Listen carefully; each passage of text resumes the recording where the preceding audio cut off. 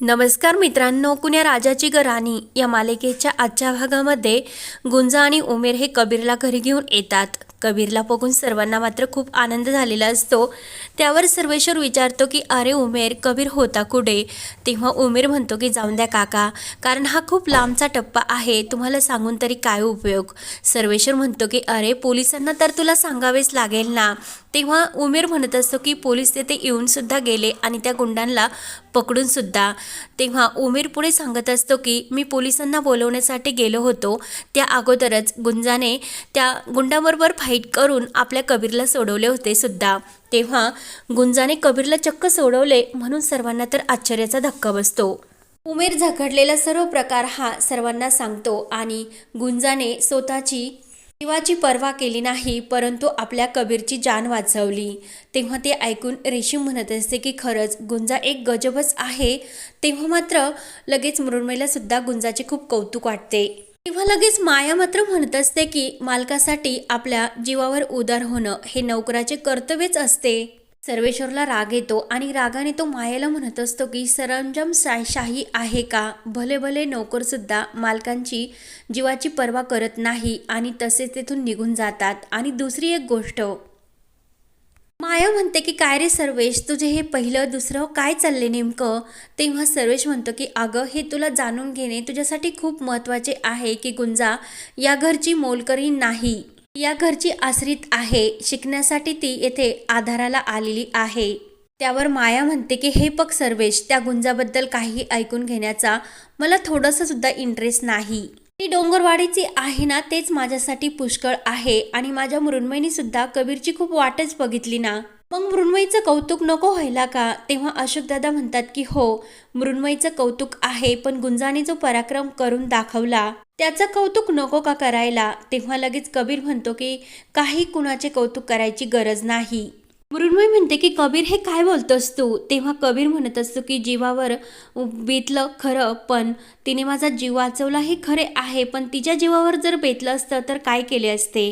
ऐनवेळी तेथे आली आणि गोंधळ घालून ठेवला, तिचा जर टाइम चुकला असता तर आज मी येथे तुमच्यासमोर नसतो। म्हणून कबीर गुंजाला म्हणतो की प्रत्येक गोष्टीमध्ये घोळ घालत बसू नको। तेव्हा मात्र सर्वांना कबीरच्या बोलण्याचं धक्का बसतो। तेव्हा उमेर म्हणतो की कबीर काय बोलतोस हे? प्रत्येक गोष्टीचा अर्थ तू वेगळा घेत नको जाऊस। म्हणून उमेर म्हणतो की मी आता निघतो, कारण मला जावे लागेल, उद्याची न्यूज सुद्धा करावी लागेल। तेव्हा कबीर उठतो आणि उमेरला म्हणतो की तू सरांशी एकदा बोल, काय लिहायचे आणि काय लिहायचे नाही ते सरच सांगतील। तेव्हा उमेर म्हणतो की तुझी ही सुटका झाली, ही न्यूज तर करावीच लागेल। आणि असे बोलून उमेर जायला निघतो तर मधू म्हणते की अरे उमेर थांब, कबीरला सोडवण्यामध्ये तुझा सुद्धा मोलाचा वाटा आहे। तेव्हा लगेच उमेर म्हणतो की हो, मी दोस्तासाठी काही पण करू शकतो, पण जेव्हा तुम्ही तेथे जर असतात तर तुम्हाला समजले असते की कबीरला सोडवण्यासाठी गुंजाची जास्त मदत झाली, कारण पोलीस तर नंतर आले आणि मी साहेबांशी या न्यूजवर त्यांना काय लिहायचे त्यावर संबंधी बोलतो। असे बोलून उमेर तेथून निघून जातो। सर्वेश्वरला मात्र आनंद झालेला असतो। तेव्हा सर्वेश्वर गुंजाजवळ येतो आणि गुंजाला थँक्यू बोलत म्हणतो की आपल्या जीवावर उदार होऊन दुसऱ्याचा जीव वाचवण्याची हे धाडस फक्त डोंगरवाडीची मुलगीच करू शकते। बहुतेक माझ्या मुलीसाठी त्या डोंगरवाडीच्या देव डोंगरोबानेच तुला इथे पाठवले असणार। तर मायाला राग येतो आणि ती लगेच म्हणते डोंगरवाडीचं कौतुक पूर्ण झालं असेल तर आता आपण निघूयात। म्हणून ती मृण्मयीला सुद्धा तेथून घेऊन जायला निघते।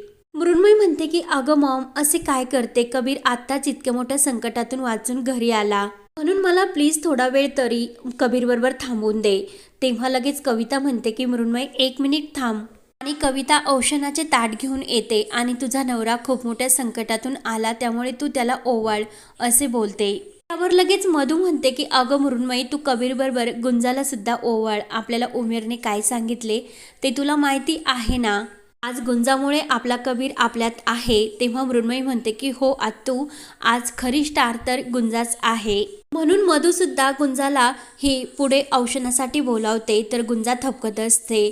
मधू ही गुंजाला म्हणते की जेथे पुढाकार घ्यायचा तेथे तो हक्काने घ्यायचा असतो, म्हणून गुंजा ही कबीरजवळ येऊन उभी राहते। कबीर म्हणतो की कशाला उगाच? तेव्हा मधू म्हणते की आज कबीर तू गुंजामुळे इतक्या मोठ्या संकटातून बाहेर आलास। मृण्मयी सुद्धा म्हणते की कबीर एकदम गुंजामुळेच तू आज आमच्यामध्ये आहे आणि आज आपल्याला हा दिवस दाखवला तर गुंजामुळे, त्यामुळे आज मी तुम्हाला दोघांना सोबतच ओवळणार. तेव्हा मृण्मयी म्हणते की कबीर तू तर गुंजाला सॉरी म्हणायला पाहिजे. तेव्हा कबीर म्हणतो की का?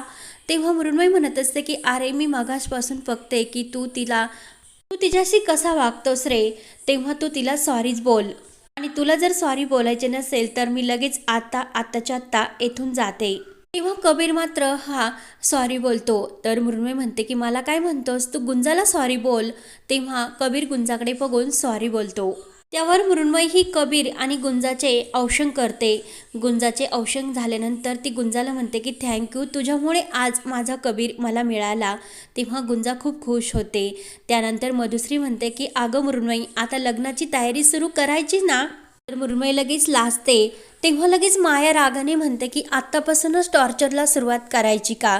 तेव्हा लगेच सर्वेश म्हणतो की हे बघ माया, त्यांच्या डोळ्याकडे बघ, दोघं किती जण लाजतात. सर्व काही विसरून गेले आणि एकमेकांच्या प्रेमात ते अखंड बुडून सुद्धा गेले. आणि त्यात टॉर्चर करण्यासारखे तर काहीच नाही. तेव्हा मधु ही रेशीमला काहीतरी आणण्यासाठी सांगते. तेव्हा रेशीम त्या बांगड्या आणि कुंकवाचा करंडा घेऊन येते. तर मधुश्री ही गुंजाला म्हणते की आज तुझ्यामुळे मृण्मयीचं सौभाग्य हे सुरक्षित आहे. त्यामुळे आता तू त्या दोघांच्या हातामध्ये हे दे आणि त्यांना दोघांना तू एकत्र घेऊन ये. तेव्हा मधु ते सौभाग्याचं लेणं गुंजाच्या हातामध्ये देत असते. तेव्हा ते गुंजा सौभाग्याचं लेण्याचं ताट घेते आणि आपल्या हाताने मृण्मयीच्या हातामध्ये देते. तेव्हा मात्र मृण्मयी खूप खुश होते आणि गुंजाच्या डोळ्यामध्ये मात्र पाणी येत असते. कबीर मात्र गुंजाच्या त्या हाताकडेच बघत असतो. त्यानंतर मधु म्हणते की आता तू त्या दोघांचा हात एकमेकांच्या हातात दे. तेव्हा गुंजा लगेच कबीरचा हात धरते आणि कबीर लगेच गुंजाकडे बघू लागतो. त्यानंतर गुंजा ही मृण्मयीचा सुद्धा हात घेते आणि कबीर आणि मृण्मयीचा हात एकमेकांच्या हातात आपल्या हाताने देते. तर सर्वजण खुश होऊन टाळ्या वाजवतात. मायाला मात्र खूप राग येत असतो.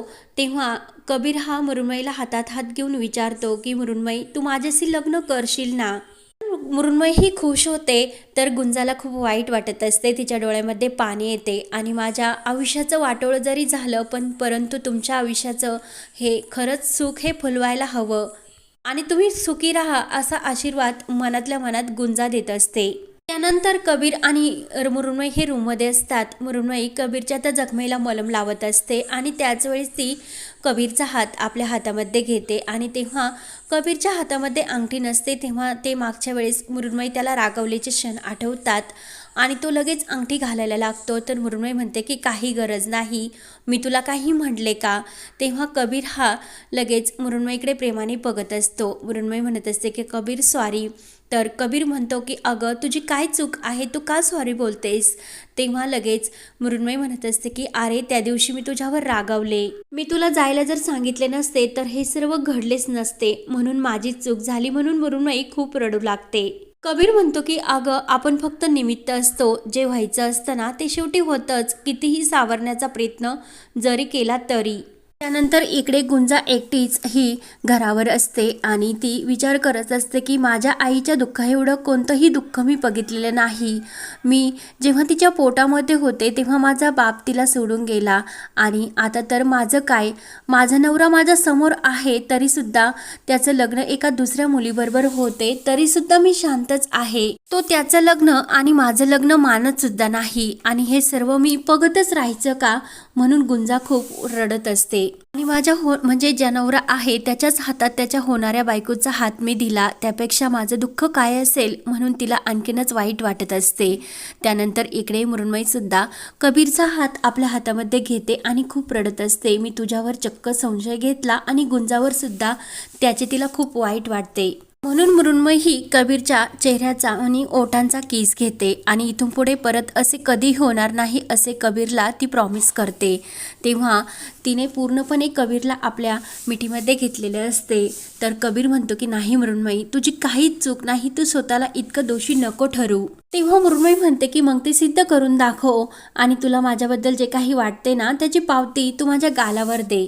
मृण्मयी मात्र डोळे झाकते आणि कबीर असं दबकत मृण्मयीच्या गालाजवळ किस घेण्यासाठी यायला लागतो. तेवढ्यात फोनची रिंग वाजते.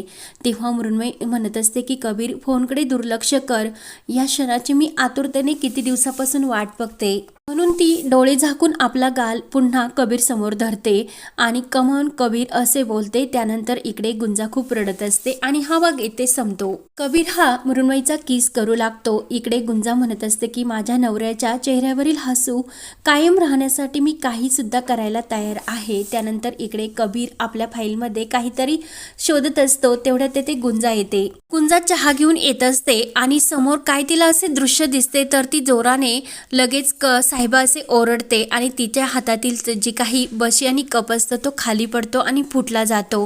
तर समोर असे काय गुंजाला संकट दिसले असणार तर ते पाहण्यासाठी आपल्या चॅनलला नक्की सबस्क्राईब करत राहा. धन्यवाद.